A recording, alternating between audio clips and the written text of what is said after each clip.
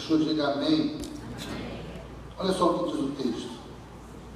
Estando Jesus à beira do lago de Genezaré, grandes multidões se apertavam em volta dele para ouvir a palavra de Deus. Ele notou que junto à praia havia 2 barcos vazios, deixados por pescadores que lavavam suas redes. Entrou num dos barcos e pediu a Simão, seu dono, que o afastasse um pouco da praia. Então sentou-se no barco e dali ensinou as multidões.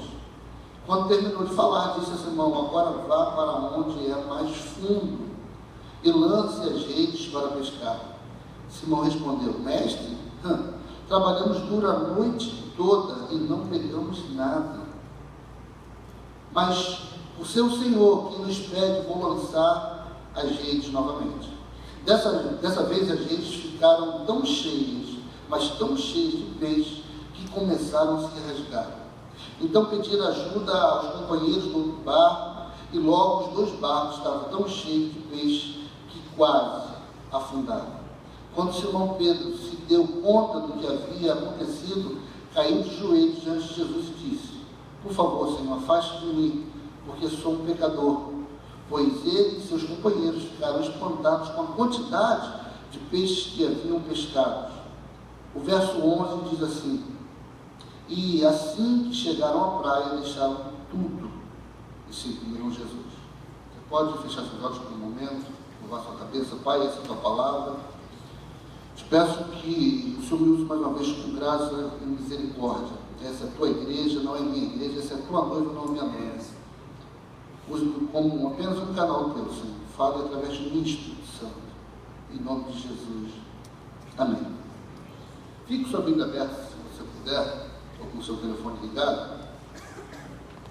Algumas coisas me chamam a atenção nesse texto que eu quero compartilhar contigo. Entenda você que por onde Jesus passava, por onde Jesus estava ou ia pregar, seguia atrás dele uma multidão. Existia uma multidão que seguia Jesus pelos milagres que ele fazia, por exemplo. Jesus curava, Jesus fazia com que cegos enxergassem, paralíticos andassem. E por conta dos milagres que Jesus sempre fazia, existia uma multidão que o seguia. Existia uma outra multidão também que seguia Jesus, que era formada pelos religiosos da época.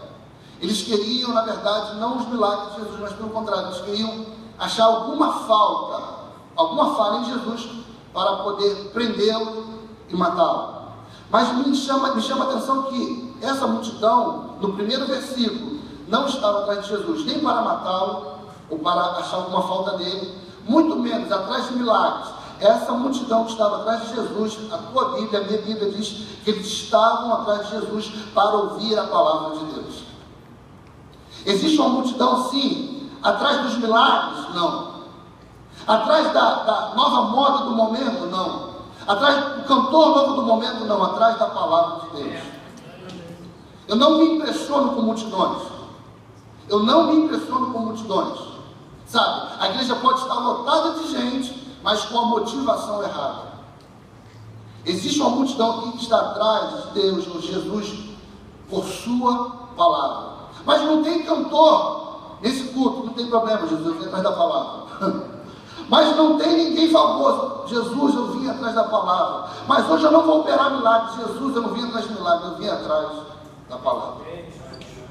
Sabe, hoje a gente prega para uma multidão de gente, e às vezes a gente tem que falar o que Jesus faz para alguém aceitar Jesus.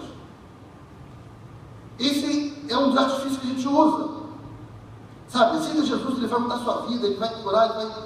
Nada contra isso. Jesus muitas das vezes operou um milagre para que pessoas pudessem aceitar a sua mensagem. E não me interessa o motivo pelo qual você veio para a igreja.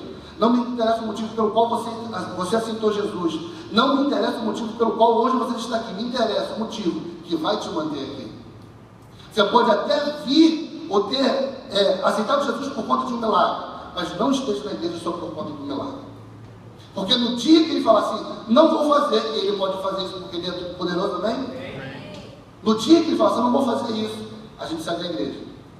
Então essa multidão me impressiona, não por ser uma multidão em si, mas por estar perto de Jesus com a motivação certa. Enquanto muitas pessoas aí estão atrás de Jesus por conta de interesse, eu tenho certeza que aqui no Sampaio se levantará uma geração, uma juventude que está atrás de Jesus pela motivação correta, pela palavra, pela oração, pelo relacionamento com o Espírito Santo. Eu posso ouvir um amém? Jesus, ele está rodeado por essa multidão. Ele pensa o seguinte: como eu vou continuar minha pregação, minha mensagem, se essa multidão aqui me aperta? Jesus tem uma ideia. Estamos perto da praia. Jesus vai até a praia, pensa: eu vou subir em um barco. Do barco a multidão não vai poder me pressionar, lá eu vou poder pregar de forma mais tranquila. Não, lembre-se que não tinha microfone nem caixa de som nessa época.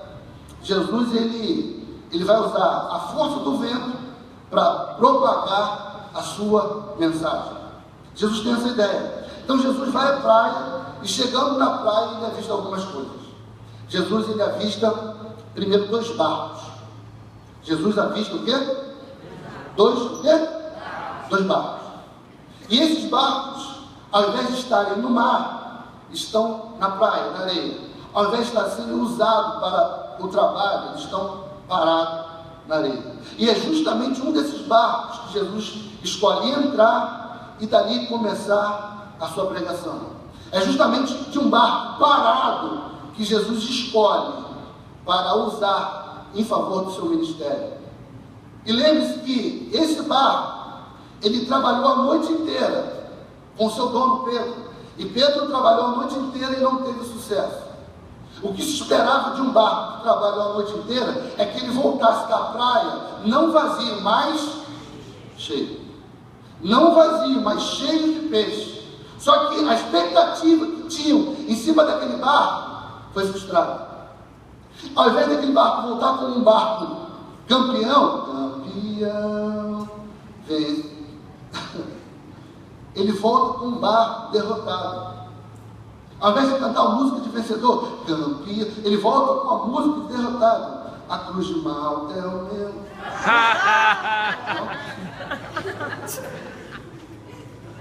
Ao invés desse barco ter barulho de alegria, tem silêncio de tristeza. Ao invés desse barco voltar para a praia, com pessoas comemorando, tem pessoas falando assim: não deu. A fama do nosso barco por aí é só a fama de um barco fracassado. A fama do nosso barco vai rodar por aí, não como um barco vencedor campeão, mas como um barco derrotado. E pasme, é justamente esse barco que Jesus escolhe para usar. Pedro, eu vou usar o teu barco. Não, Senhor. Escolhe do vizinho, o meu não está muito legal, mas não estou num bom dia não. Não, Pedro, é o teu barco que eu vou usar. Não, mas meu barco agora é símbolo de fracasso. Talvez eu não tenha pescado, talvez não tenha conseguido nada, por conta desse azarado desse barco aí. Mas esse barco eu vou usar, Pedro. Mas Jesus, usa outro barco, Jesus. O meu não. O meu representa fracasso. Pedro, o teu barco pode representar fracasso agora, mas daqui a pouco ele vai representar sucesso. Você não pescou nada agora, por isso que o teu barco representa fracasso. Daqui a pouco, a pesca que você vai fazer vai ser tão grande que o teu barco representará sucesso. Seu barco representa derrota agora, Pedro. Daqui a pouco, o seu barco representará sucesso. O seu barco é um símbolo de tristeza agora, mas daqui a pouco o seu barco vai ser símbolo de alegria, de sucesso. Quem sabe você está hoje com o ministério, com sua família, com as suas finanças, com os seus projetos, com um símbolo de fracasso, mas daqui a pouco o seu ministério vai simbolizar sucesso. Quantos tem nessa palavra? Mas o que nós temos que fazer para que a gente possa viver esse símbolo de sucesso? Muito fácil. Foi o que Jesus disse para Pedro: Pedro, se encosta no teu barco da areia, se encosta no teu barco da praia. O problema é que a gente quer viver uma vida de sucesso, de vitória, sem fazer nada.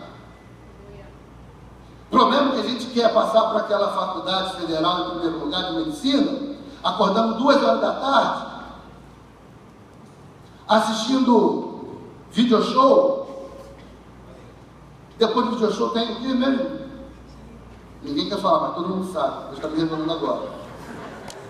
Vale a pena ver de novo, é isso?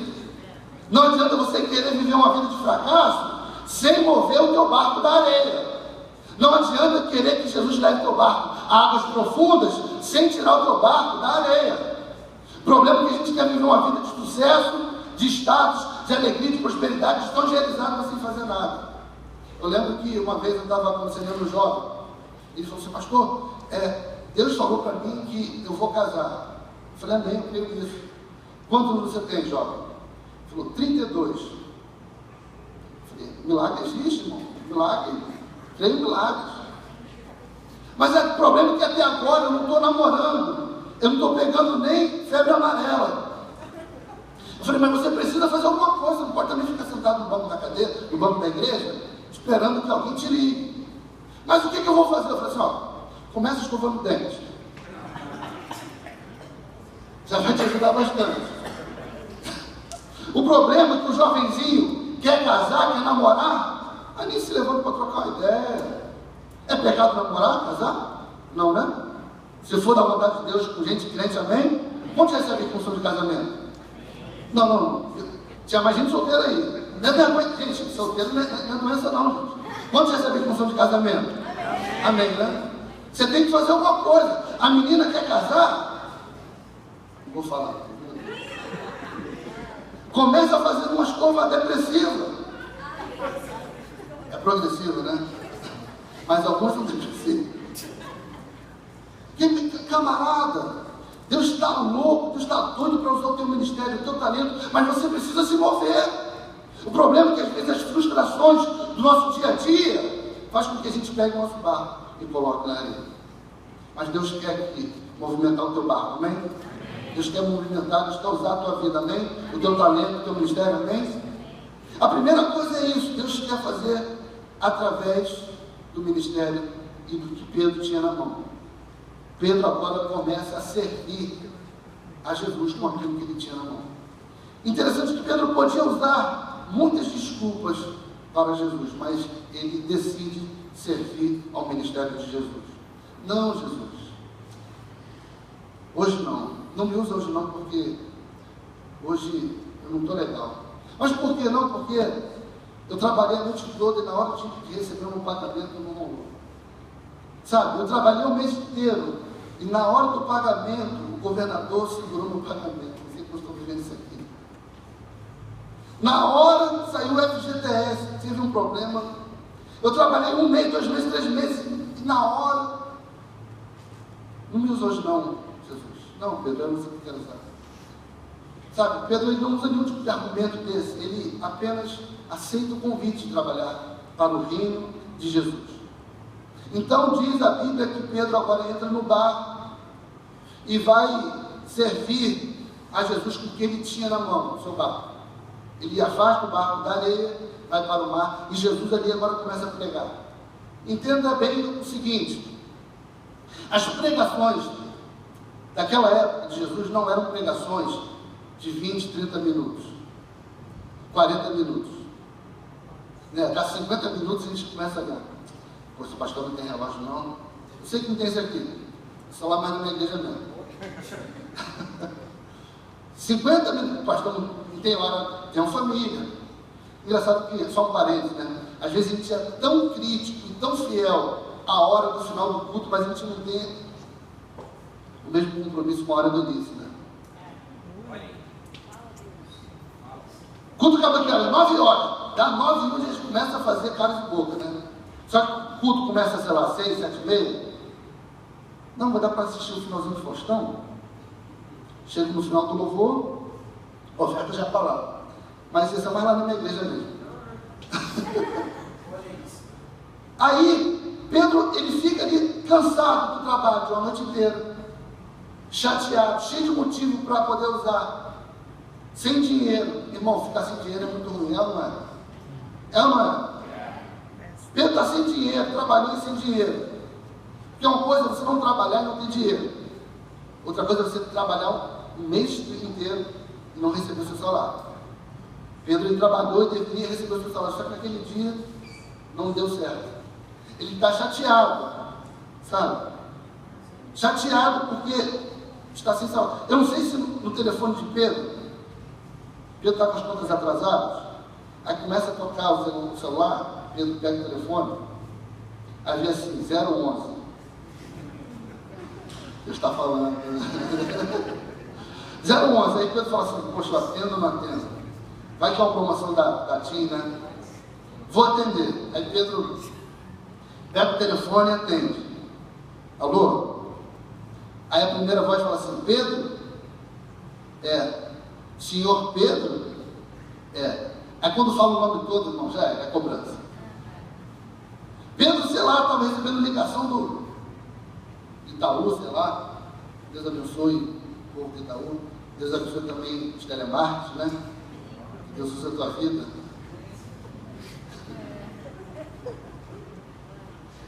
Mas Pedro está 1 hora, 2 horas, 3 horas, 4 horas. Os sermões daquela época duravam em torno de 5 horas. O camarada está cansado, triste, chateado, querendo se matar, mas mesmo assim está servindo a Jesus.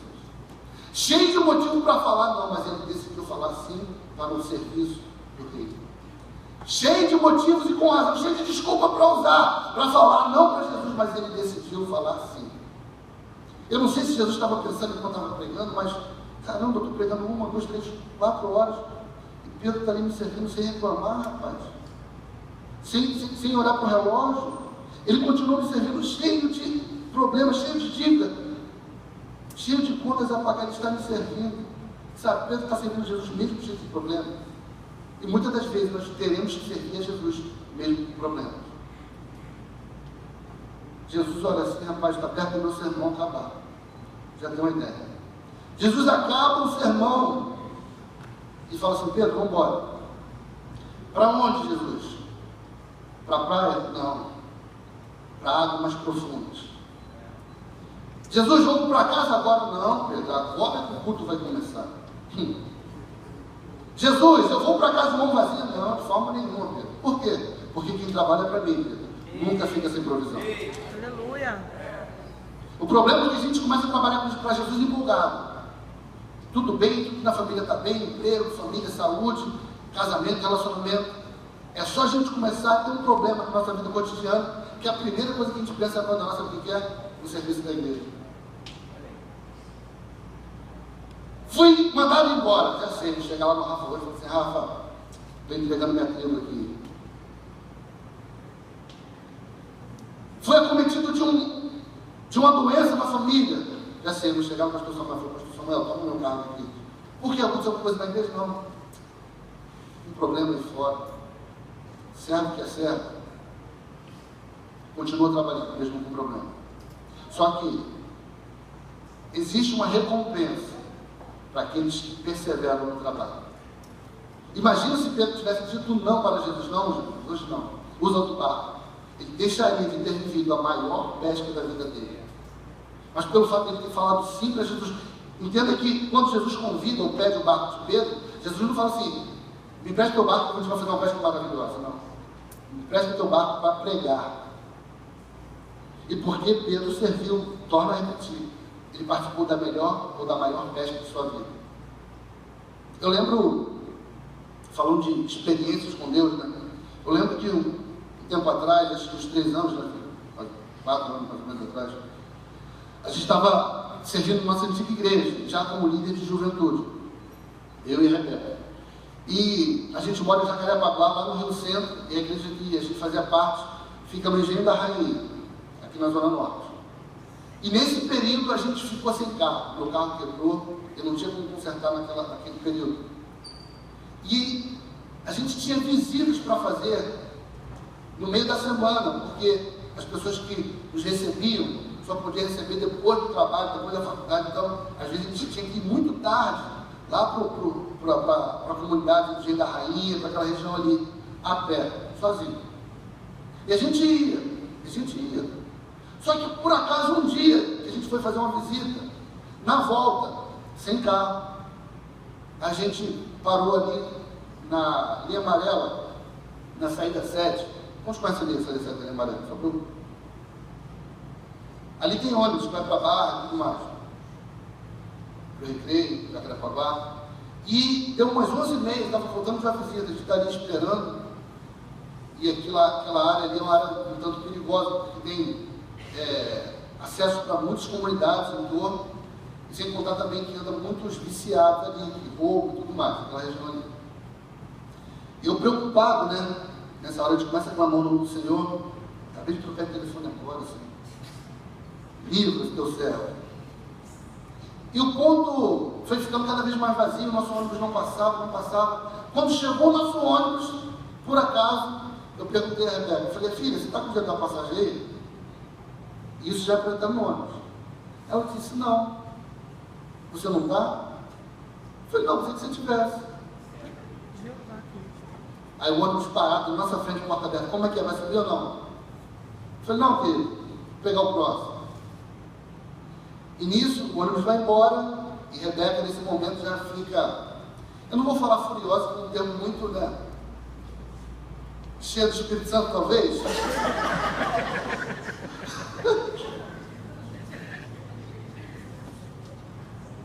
Rebeca começa a me dar bronca na frente de todo mundo.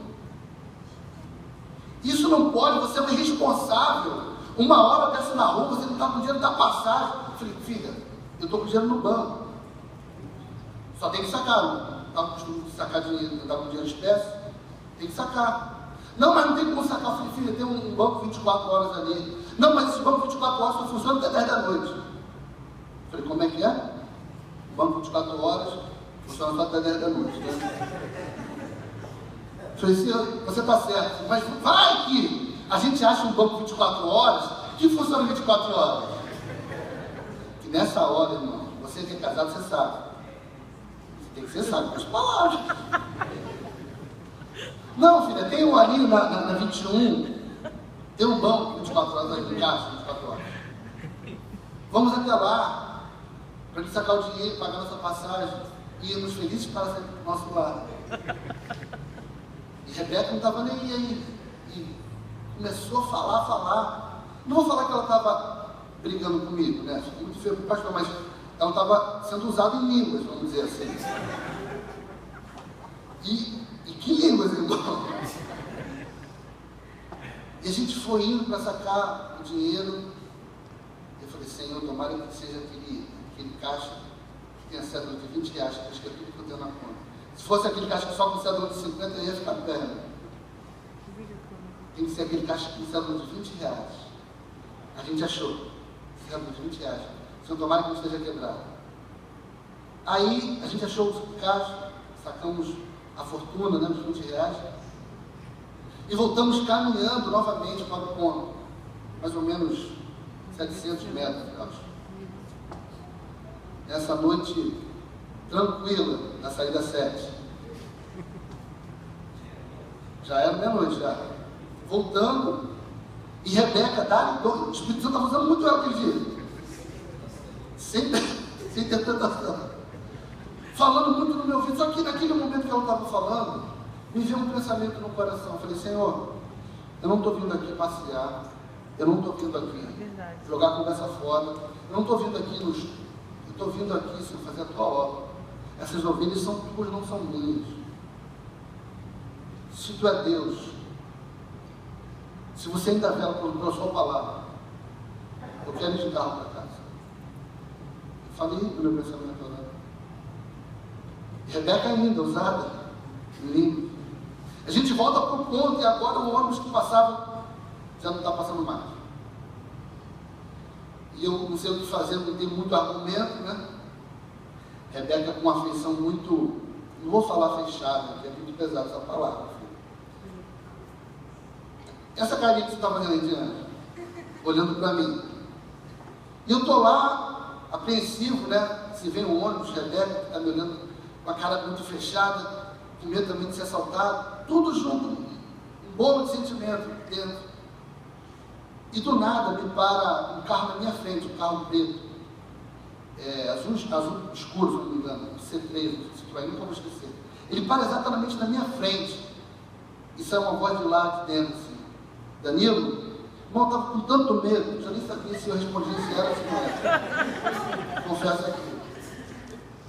você é o Danilo? Eu falei, rapaz, depende de quem pergunta. Eu falei, opa, você é o Danilo Sena, né? Eu falei, sou. E cara, sou fã seu, por onde quer que você passe, eu vou nos teus eventos e tudo mais. Eu falei, poxa, obrigado. Eu passei aqui rapidamente, deu na minha cabeça ter te visto. Aí eu parei o carro aqui só para falar contigo. Eu falei, obrigado, cara, poxa, valeu aí, Deus te abençoe. E nisso ele meio que engatou a primeira marcha já para o carro sair, e ele parou. Aí ele voltou e falou assim, cara, você está indo para onde? Eu falei, estou indo para a Barra. Ele, eu estou indo para a Barra também. Você não quer uma carona? Calma, segura. Quando eu estava falando já assim, Rebeca já me olha, e você sabe, você que é casado sabe que os casais eles falam através do olhar. Estão mentindo. E num olhar que a Rebeca me deu, ela falou, só um olhar, ela falou assim, você nunca viu esse rapaz, você não vai entrar nesse carro, e a gente vai ficar aqui, pronto, acabou. Agradece ele e diz que não vai precisar mais. Num olhar. Aí eu olhei para o rapaz, eu falei, aceito sim a carona. Aí também eu olhei para ela e no olhar falei assim, você entra nesse carro e não reclama. Num olhar. Rebeca entrou no carro, meio contrariada, no banco de trás, eu vou na frente.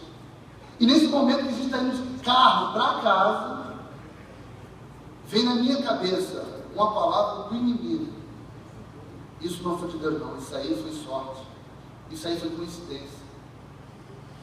Quando eu pensei nisso, o rapaz começou a falar, Danilo, desculpa, cara, talvez você possa estar achando muito estranho tudo isso, mas eu passei por você.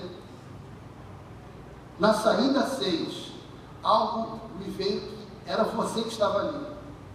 E Deus me falou assim, volta, faz o retorno, pega ele e leva para casa. Sabe por quê? Porque quem serve a Deus nunca fica sem provisão. Aleluia!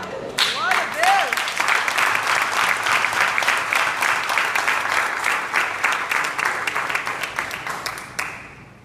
Lembra de carro que você queria? Deus falou comigo, né? Seu Zé Mané, toma aí. A gente chega no destino da gente, eu desço do carro, a Rebeca não sabia disso porque eu estava orando no pensamento. Eu desço do carro chorando muito. Depois que o rapaz foi, comecei a chorar muito. A Rebeca vem se desculpar comigo. Não chora não, filho. Estava bravo, não chora por isso não. Estava chorando porque eu orei a Deus para que ele mandasse um carro para levar a gente para casa. Essa hora, irmão, pensa numa improbabilidade grande. Mas Deus faz. O problema é que a gente quer a unção e a capacitação de Deus para deixar o nosso barco parado na praia. Unção é capacitação. Para que você quer a unção que você está pedindo? Para ficar dentro de casa? Ei, começa a botar teu barco para trabalhar, que você vai ter as experiências que você pede a Deus. Não peça primeiro. Não, Senhor, faz primeiro, me mostra primeiro, querido, se envolva, saia daqui hoje e se envolva em algum ministério, ajude alguém. O problema é que a gente é muito crítico. Não gostei do louvor hoje, não gostei, o louvor não é para você, já começa por aí. Não gostei dessa linha das crianças hoje, mas ajudar você não quer. Não quero que o culto seja assim, ou que as pessoas sirvam os outros assim, recepção horrível. Você não quer trabalhar na recepção. O problema é que a gente quer falar de tudo e a gente não quer se envolver na obra de Deus. A gente quer pontuar tudo, dar nota para tudo, mas a gente mesmo não quer fazer. Sabe? Comece a se envolver na obra de Deus. Depois que Pedro, mesmo com tantas desculpas, ele começa a servir com seu talento a Deus, a Jesus no caso, ele começa a ter a maior pesca de sua vida. Só que o desfecho dessa passagem me chama muito mais atenção. Porque agora Pedro, ele vai ser visto pela comunidade de pescadores como o maior pescador de todos os tempos. Pedro agora está saindo do barco, já pensando, estourei, mano, vou no Faustão domingo. Fantástico, vai ser sobre mim. Segundo, já sei, Ana Maria Braga, estou lá tomando café com ela, falando de como foi a pesca maravilhosa. Já saio para a coletiva, para o jornal o Globo, volto para o Projac, já tomo em conta a Fátima Bernardes, tudo comentando de como foi a pesca. O cara está estourado. Vai no Pedro Bial, o irmão está lendo televisão. Eu nem vi, eu só estudei para pregar, nem vi televisão. Entendeu? Sabe? O camarada agora vai viver, na profissão dele, a maior história possível de um pescador. Só que quando ele vai viver a maior história que um homem poderia viver profissionalmente, ele recebe um convite. O convite é esse: Pedro, abandona tudo e quero te fazer agora pescador, não de peixes, mas de homens. Mas Jesus, agora que você é um cara, agora que você é coach em peixes, a moda agora é coach, né? Agora que você é um coach, agora que eu vou bombar no Instagram, agora que meu Facebook vai bombar, vou deixar de ganhar 3 curtidas por foto, agora todo mundo vai compartilhar o que eu faço. Pedro, no auge da sua carreira, eu estou te convidando para trabalhar comigo. Talvez, se você tivesse no lugar de Pedro, você abandonaria tudo? No auge da sua carreira, você jogaria tudo para viver à custa de Jesus apenas? Trabalhando para Jesus? Você abandonaria o conforto, a fama, o dinheiro, por conta de um chamado? Você faria isso? Não sei você, mas Pedro fez.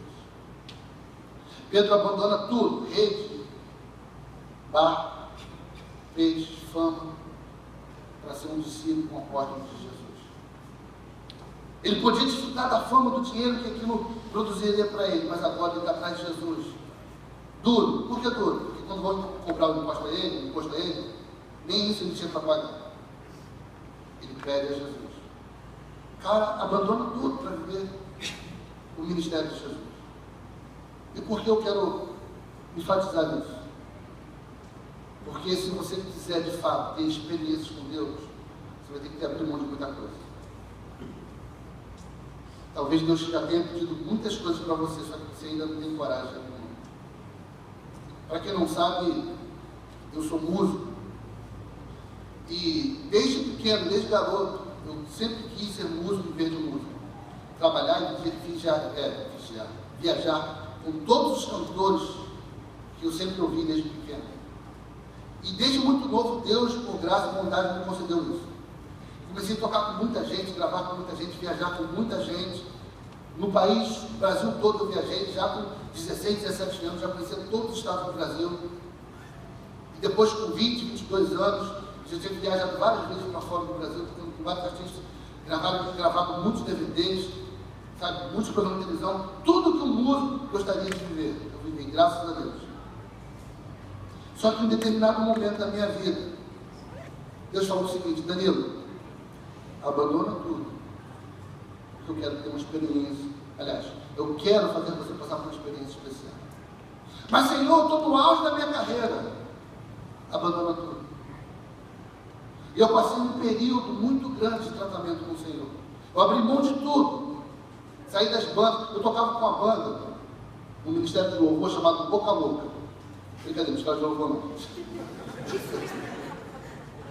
Era uma banda de pagode que a gente viajava para o Brasil todo. E nesse período, Deus falou comigo: sai. Mas, Senhor, e minhas contas? Sai. Mas os contatos? Sai. Mas os meus compromissos? Sai. Mas e... sai. E eu saí. E nesse tratamento, Deus, por períodos, Ele fazia perguntas para mim. E Ele fez 3 perguntas para mim. A primeira, Ele fez: Danilo, você me ama como? Eu falei assim: eu te amo muito, Senhor. Mas muito como? Eu falei: sei lá, eu te amo mais do que o dinheiro. Eu posso morrer pobre, que eu não vou te largar. Eu acho que essa palavra tem se cumprido até hoje. Pode tirar, eu posso ficar pobre, que eu não vou te largar. É mesmo? É. Bacana.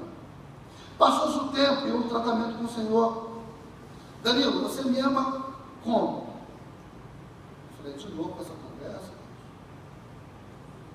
Eu te amo mais do que minha família. Eu não era casado na época. Você pode pais, mas eu não vou te largar, eu te amo mais do que minha família.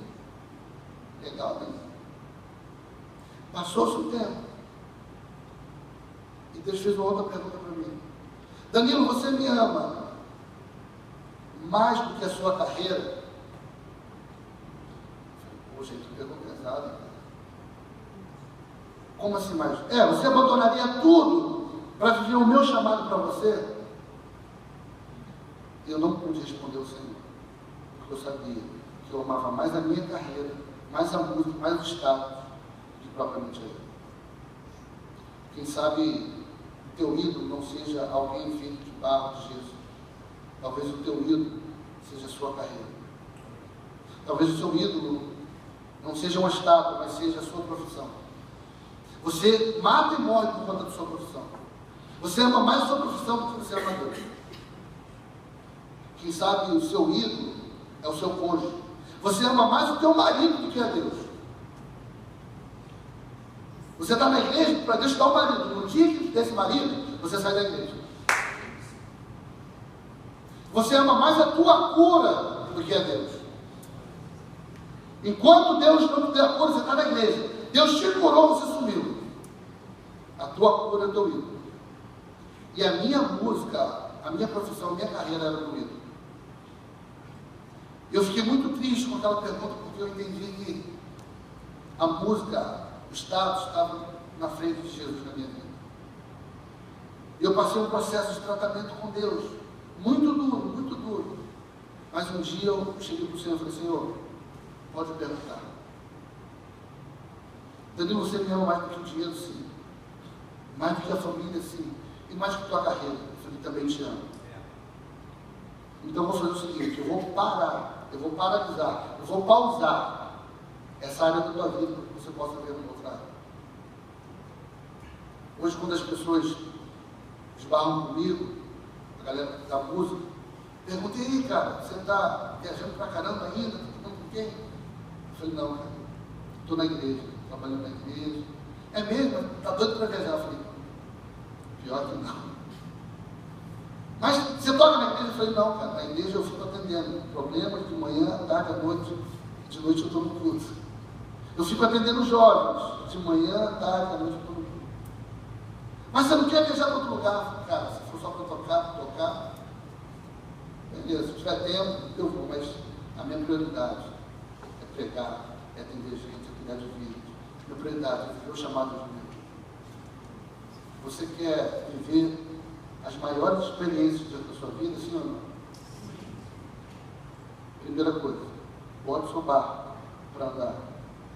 Segundo, ame Jesus sobre qualquer outra coisa. Mas a provisão você terá no meio do caminho. Mas no futuro, querido, entenda uma coisa: quem está vivendo na rota de Deus, quem está vivendo o propósito de Deus, não precisa se preocupar com o futuro, porque o futuro Ele garante. Amém? Pode ficar no seu lugar.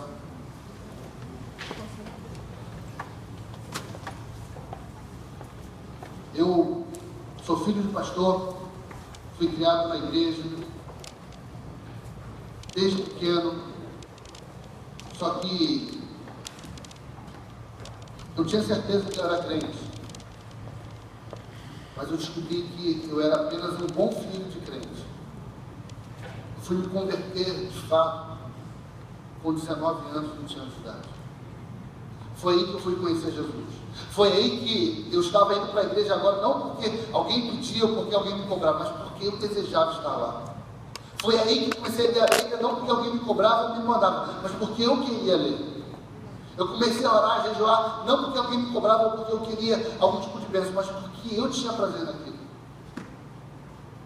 Sabe, talvez eu esteja falando para gente aqui que tem um futuro brilhante pela frente. Talvez eu esteja falando para pessoas aqui que tem uma pesca maravilhosa para fazer já. Só que enquanto você não se decidir por viver um compromisso com o Espírito Santo, de forma séria, genuína, muitas coisas na sua vida ficarão travadas. Talvez eu esteja falando para pessoas aqui que se acostumaram a vir para a igreja, mas talvez nunca tenham tido de fato um encontro com o Senhor. Não perca tempo, não perca tempo. Eu queria, posso orar aqui? Eu queria orar por você que está a fim de dar um upgrade na tua vida ministerial, no teu relacionamento com Deus. Você fala assim, eu só sirvo para ser membro de banco. Querido, Deus tem algo especial para cada um de vocês aqui. Basta você falar assim, Senhor, eu estou disposto a abrir mão de tudo. Eu quero orar por vocês. Se você está aqui nessa noite, queria te convidar a vir aqui à frente. Eu tenho certeza que Deus tem